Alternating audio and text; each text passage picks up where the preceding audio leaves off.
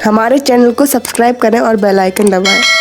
तो दोस्तों, जिसका आप सबको बेसब्री से इंतज़ार था, 23 दिसंबर, आज 23 दिसंबर है और आज यह उत्तर प्रदेश पुलिस की भर्तियों का नोटिफिकेशन आया हुआ है और आज ही यह नोटिफिकेशन जारी हुआ है। आज इसको आप देख सकते हैं, यह जो है नोटिफिकेशन, और इसमें इसी के बारे में आज हम इसमें बात करें। तो इसमें आप देख सकते हैं 24,102 भर्तियां जो है आपकी अनारक्षित जनरल के लिए हैं, EWS के लिए 6,000 से ज़्यादा और अन्य पिछड़ा वर्ग के लिए 16,000 से ज़्यादा, और इसी प्रकार SC के लिए 12,000 से ज़्यादा और अनुसूचित जनजाति ST के लिए 1204, यानी टोटल मिला के 60,244 भर्तियाँ अभ्यर्थियों के लिए यह वैकेंसी निकाली गई है, नोटिफिकेशन निकाला गया है। तो इसमें पुरुष और महिलाएं दोनों जो है फॉर्म भर सकते हैं। ऑनलाइन आवेदन प्रारंभ होने की 27 तारीख है डेट, और इसकी जो है अंतिम तिथि है 16 तारीख है, और 27 तारीख को ही आज मैं आपको बताऊंगा कि किस तरीके से फॉर्म भरना है। इसलिए आप हमारे चैनल पर बने रहें और हमारे चैनल को सब्सक्राइब करें, जिससे कि जैसे ही मैं आपको फॉर्म भरना बताऊं तो आपको पता चल जाए कि मैंने इसमें नोटिफिकेशन आ जाए कि आपको पता चल जाए कि इस पर फॉर्म भरने कैसे भरना है। इसके बाद आप अपना फॉर्म बड़ी आसानी से सबमिट कर सकते हैं। और इसमें जो आवेदन शुल्क है वह 400 रुपये रखा गया है। आप यहाँ देख पा रहे हैं, सभी के लिए 400 रुपये है, SC ST हर एक कैंडिडेट के लिए। और इसके लिए कुछ इसमें जो अर्हताएँ हैं वो इस प्रकार हैं: राष्ट्रीयता, वह भारत का नागरिक हो, और इस तरीके से इसमें लिखा हुआ है। और इसके बाद और आगे देखते हैं, ऐसे अभ्यर्थी जिनका पात्रता प्रमाण पत्र आवश्यक हो और वह ना जारी किया गया हो, तो ना देने से इनकार किया गया हो, यानी कि आप जहां से बिलोंग करते हैं वह आपको प्रमाण पत्र देना आवश्यक है। इसके बाद शैक्षिक योग्यताएं, आप 10वीं एवं 12वीं कक्षा उत्तीर्ण किसी भारत सरकार द्वारा मान्यता प्राप्त उसके समकक्ष का होनी चाहिए, यानी कि आप 10वीं पास हैं, 12वीं पास हैं, तो आप जो है इस फॉर्म को भर सकते हैं। और यह देखिए अप्रूव लिखा है, अंक तालिका आप जो है, यानी कि आपके पास हाई स्कूल इंटर की मार्कशीट होना चाहिए। ऐसा नहीं है कि आपने पेपर दिए है, मार्कशीट अभी पेंडिंग है तो आप इसको नहीं भर सकते फॉर्म को। इसके बाद आप देखते हैं और कुछ, जैसे आपके पास NCC का है प्रमाण पत्र, वह आप इसमें लगा सकते हैं। इसके बाद आयु के बारे में जानते हैं। आपकी पुरुष जो वर्ग है उनके लिए 1/7/2023 से देखिए यहाँ पे काउंटिंग की गई है, और 1/7/2023 को आपकी आयु 18 वर्ष से लेके 22 वर्ष के बीच में होनी चाहिए, यानी कि अभ्यर्थी का जन्म जो है 2 जुलाई 2001 और 1 जुलाई 2005 के बीच होना आवश्यक है। अथवा जो SC ST के कैंडिडेट हैं उनको अधिकतम आयु सीमा में छूट जाएगी, जो कि सरकार द्वारा जो मान्यताएं हैं और जो दी गई हैं वह उस प्रकार से छूट आपको दी जाएगी। इसी प्रकार महिला अभ्यर्थियों के लिए 1/7/2023 को ही इनकी भी गणना होगी, और 1/7/2023 को 18 से 25 वर्ष की आयु होना चाहिए, यानी कि महिला अभ्यर्थी का जन्म 2 जुलाई 1998 से 1 जुलाई 2005 के बीच होना आवश्यक है। और इनको भी जो है जो सरकार द्वारा छूट मिलती है वह उस तरीके की छूट दी जाएगी। इसी प्रकार चरित्र प्रमाण पत्र, आपका चरित्र अच्छा होना चाहिए, यानी कि आपके खिलाफ कोई केस वेस पुलिस में नहीं चल रहा हो, ऐसा आप सुनिश्चित करें। इसके बाद वैवाहिक स्थिति, यानी कि यदि किसी पुरुष के 2 पत्नियां हैं तो वह लोग जो है इस फॉर्म के लिए एलिजिबल नहीं होंगे, अथवा आप बाद में भी पकड़े गए तो आपकी कार्रवाई जो है रद्द की जाएगी। इसके बाद शारीरिक स्वस्थता, आपको जो है पूर्ण रूप से स्वस्थ होना चाहिए। आपको कोई ऐसी गंभीर बीमारी नहीं होना चाहिए, जो कि संशोधित नियम नंबर 6 को आप पढ़ सकते हैं, उसमें दिया गया है। और जो विकलांग व्यक्ति है पुलिस सेवाओं के लिए अर्ह नहीं होंगे, वह इस फॉर्म को नहीं भर सकते हैं। भर्ती की प्रक्रिया यह जो है नियमावली 2015 के जो है अनुसार और जो संशोधित किया गया है उस प्रकार आपकी जो है भर्ती प्रक्रिया होगी, जिसमें आपका लिखित परीक्षा होगी। लिखित परीक्षा आपकी ऑब्जेक्टिव टाइप से होगी और ऑफलाइन करवाई जाएगी। जो देखिए यहाँ पे लिखा है, ऑफलाइन लिखित परीक्षा जो है करवाई जाएगी, जिसकी समय जो है 2 घंटे का होगा। इस लिखित परीक्षा में 4 सब्जेक्ट होंगे: सामान्य ज्ञान, सामान्य हिंदी और सामान्य संख्यात्मक एवं मानसिक योग्यता, मानसिक अभिरुचि, बुद्धिलिपि, तार्किक क्षमता। अभ्यर्थियों को लिखित परीक्षा में गलत उत्तर देने पर ऋणात्मक अंक जो है प्रदान किए जाएंगे, यानी कि इसमें माइनस मार्किंग है।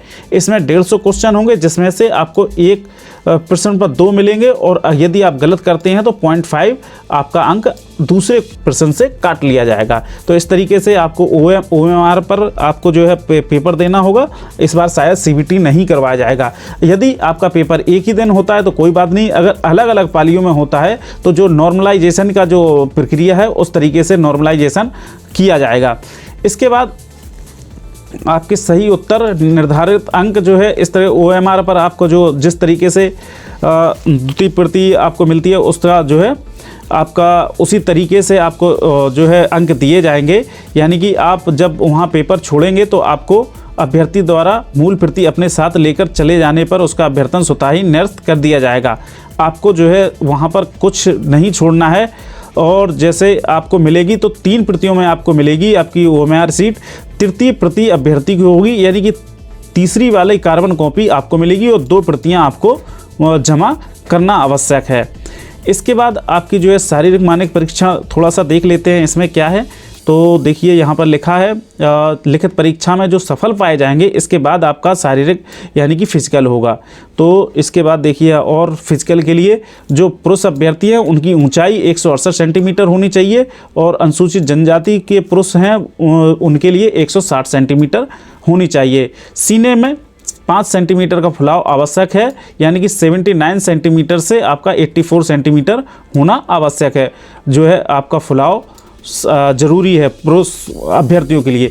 इसी प्रकार महिला अभ्यर्थियों के लिए आपकी ऊंचाई जो है 152 सेंटीमीटर होनी चाहिए और जो ST कैंडिडेट हैं उनकी 147 सेंटीमीटर और महिलाओं का वजन जो है 40 किलोग्राम न्यूनतम जरूरी है।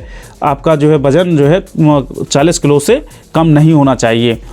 इसके बाद देखिए शारीरिक दक्षता परीक्षा में आपकी जो दौड़ करवाई जाएगी, दौड़ जो है आपकी 4.8 किलोमीटर की पुरुष अभ्यर्थियों के लिए और उसको 25 मिनट में पूरा करना है। और इसी प्रकार महिला कर्मचारियों के लिए अभ्यर्थियों के लिए 2.4 किलोमीटर की दौड़ 14 मिनट में पूरी करना है। और जो लोग नहीं दौड़ पाते हैं उन्हें जो है भर्ती में नहीं लिया जाएगा और दौड़ सिर्फ एक ही बार होगी। इसके बाद आप यहाँ भी देख सकते हैं को आयु में छूट जो नियम है, अभी कुछ केसेस चल रहे थे उस अनुसार जो है जो उत्तर प्रदेश के मूल निवासियों को ही जो है अनुमान है। तो इसको आप पढ़ सकते हैं, इसका लिंक मैंने डिस्क्रिप्शन में दिया हुआ है और वहाँ से भी आप इस फॉर्म को डाउनलोड कर सकते हैं बहुत ही आसानी से। और इसके बाद हम आगे और देखते हैं इसमें क्या है, कुछ फॉर्मेट वगैरह हैं जो स्वतंत्रता संग्राम सेनानियों के लिए है तो वह आप इसको देख सकते हैं। जो स्वतंत्रता संग्राम सेनानी हैं उनके लिए कुछ पॉइंट दिए गए हैं और उनको इसके बाद हम और देखते हैं आगे बढ़ते हैं इसमें। और ऑनलाइन आवेदन प्रक्रिया जो कि 27 तारीख से होगी और इसमें दिया गया है ऑनलाइन कैंडिडेट रजिस्ट्रेशन पर क्लिक करके आगामी जो है प्रक्रियाओं को पूर्ण करेंगे। आप अपना debit card, internet banking, UPI के माध्यम से आप 400 रुपये भुगतान कर सकते हैं। और इस बार हेल्पलाइन नंबर एक दिया गया है, ये देखिए ये हेल्पलाइन नंबर दिया गया है यह जो कि 18/1/2024 तक ही आप इस पर कॉल कर सकते हैं बहुत ही आसानी से। और कोई भी अगर फॉर्म से संबंधित आपको जानकारी चाहिए तो इस नंबर पर कॉल करके आप जो है अपने फॉर्म से भरने से संबंधित आप जानकारी मांग सकते हैं और शुल्क भुगतान करें। और इसके बाद शुल्क भुगतान के बाद आपको फॉर्म को सबमिट करना है। और यदि आप शुल्क भुगतान कर देते हैं और सबमिट नहीं भी करते हैं तब भी आपका जो है अंतिम तिथि को आवेदन पत्र स्वतः ही सबमिट हो जाएगा, लेकिन आप कर दें खुद से सबमिट तो ज़्यादा अच्छा है।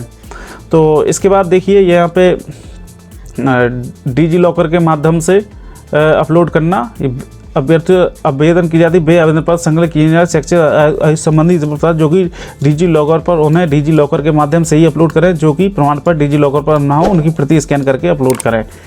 तो यह आप डिजी लॉकर से भी आप अपने डॉक्यूमेंट्स अपलोड कर सकते हैं। फ़ोटोग्राफ और हस्ताक्षर आपका रंगीन फ़ोटो होना चाहिए और जो कि 20 KB से 50 KB के बीच में होना आवश्यक है। हस्ताक्षर भी 5 KB से 20 KB के बीच में होना आवश्यक है। और फ़ोटो के बारे में ये देखिए दिखाया गया है, चेहरे की छवि स्पष्ट दिखना चाहिए, चश्मा आसमा नहीं लगाना चाहिए और लगा होना चाहिए, नामांकन के 6 महीने के भीतर फ़ोटो लिया गया हो।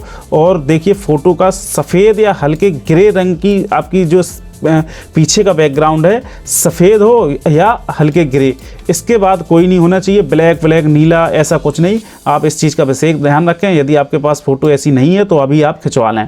और आपका चेहरा दोनों किनारे से, यानी कि फ़ोटो में दोनों कान साफ दिखाई देने चाहिए, कैमरे पर सीधी नज़र हो, चश्मा पहनने की स्थिति में साफ आंखें साफ दिखनी चाहिए। जब हम फ़ोटो खींचते हैं तो कभी कभार चश्मे पर फ्लैश आ जाता है या चमक आ जाती है, वो नहीं होना चाहिए। और गिलास भी आपके रंगीन नहीं होने चाहिए, यानी कि ब्लैक आपके कांच नहीं होना चाहिए चश्मे के।